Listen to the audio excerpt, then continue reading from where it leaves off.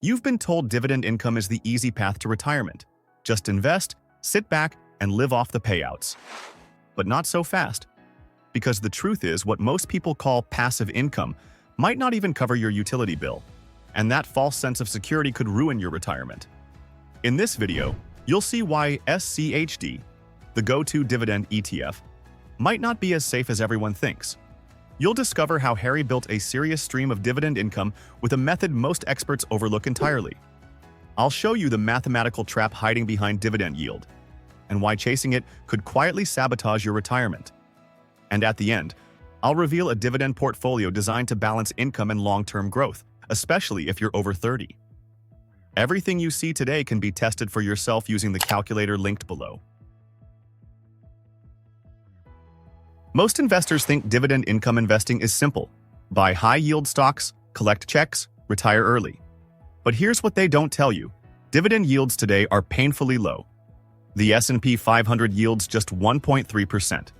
Even the mighty SCHD dividend yield is only 4.01%. Imagine investing $10,000 and getting just $33 a month. That's not passive income, that's pocket change. One bad dividend cut and your retirement income is gone in an instant. So how do you actually build a retirement income strategy that works? That's exactly what you'll discover today.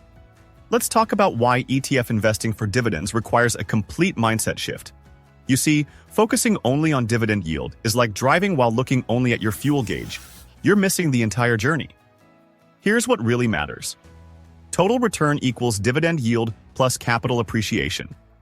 This formula is the foundation of successful dividend income strategy. Now, let's examine our four main players.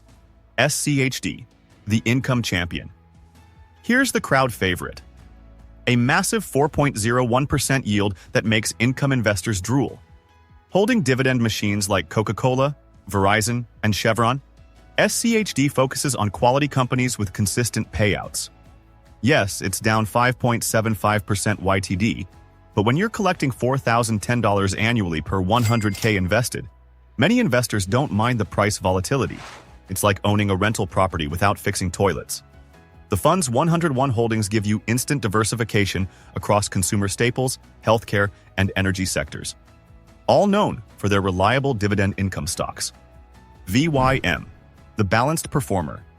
Vanguard's high dividend yield ETF strikes a middle ground with its 2.89% yield and 590 holdings. Talk about diversification. Down just 1.05%. YTD, VYM proves that sometimes more holdings mean more stability.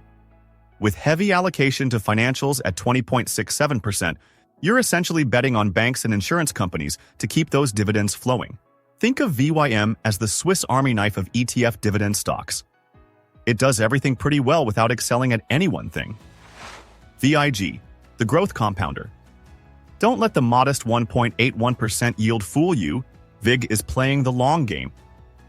This fund only holds companies that have raised dividends for 10-plus consecutive years. Down 1.27% YTD, it's focused on dividend growth rather than current yield. With holdings like Microsoft, Broadcom, and Apple, you're investing in companies that prioritize growing their payouts year after year. It's the tortoise in our race, slow and steady, but often wins over time. DGRO, the best of both worlds. With a 2.25% yield and the best YTD performance at negative 0.71%, DGRO might be the Goldilocks of dividend ETFs. Not too high yield, not too low, just right. Its 409 holdings span across quality dividend growers, making it perfect for investors who want passive income from dividends without sacrificing growth potential. The fund's balanced approach to both yield and growth makes it a cornerstone for any retirement income portfolio. So how do three completely different strategies, using the same $10,000 and $500 month, end up with nearly a $200,000 difference in the end? Let's break down exactly what Harry, his neighbor, and his cousin each did, and who came out on top. Strategy 1. Balanced dividend growth. Harry's journey.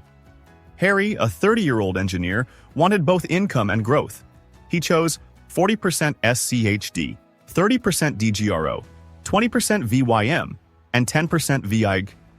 This blend created a 3.04% weighted yield with 7.95% expected returns. By year 10, Harry's portfolio reached $110,881. His annual dividends of $3,369 translate to $281 monthly. That's his car insurance and phone bill covered by pure dividend income monthly. His total contributions were just $70,000, but his portfolio had already grown by $40,881. The real magic happens at year 20. Harry's portfolio explodes to $326,348, throwing off $9,914 in annual dividends. That's $826 monthly, enough to cover groceries and utilities for his family. He's contributed $130,000 total, but the growth of $196,348 proves that dividend investing isn't just about income. It's about wealth building. By year 30, at age 60, Harry's ETF portfolio reaches $786,554. His annual dividends of $23,895 translate to $1,991 monthly. He started with $10,000 and monthly contributions of $500, totaling $190,000 in contributions. Now his dividends alone could cover a mortgage payment or rent in many areas. With $596,554 in growth, his return is an impressive 313.98%. If this is already helping you understand dividend income investing better, please hit that like button. It really helps more people discover these strategies and build their own path to financial freedom. Now, let me show you what happens with the other strategies. Strategy 2. Income Maximizer, Maximum Dividends. Now, Harry's neighbor chose a different path, allocating 50% to SCHD, 30% to VYM, and 20% to DGRO for maximum current income with a 3.32% weighted yield. At year 10, this portfolio grew to $108,735 with $3,612. Annual dividends, $301 monthly. Notice it's slightly behind the balanced approach in total value, but ahead in current income. A classic trade-off in passive income through dividends. Year 20 shows $313,292 portfolio value, generating $10,408 annual dividends, $867 monthly. The higher yield strategy is producing more income, but less total wealth. By year 30, the final tally, $737,093 portfolio with $24,486 annual dividends, $2,041 monthly. That's $50 more per month than the balanced approach, but about $49,000 less in total wealth. Strategy 3. Growth Hybrid, the surprise winner. Here's where it gets interesting. Harry's cousin went contrarian. 35% VIG, 25% DGRO, 25% SCHD, and boldly added 15% growth-focused VUG with only 0.65% yield. The weighted yield dropped to 2.30%, but expected returns jumped to 8.91%. Year 10 revealed modest dividends of $2,696 annually, $225 monthly, but the portfolio value of $117,423 was already pulling ahead. The growth was working its magic behind the scenes.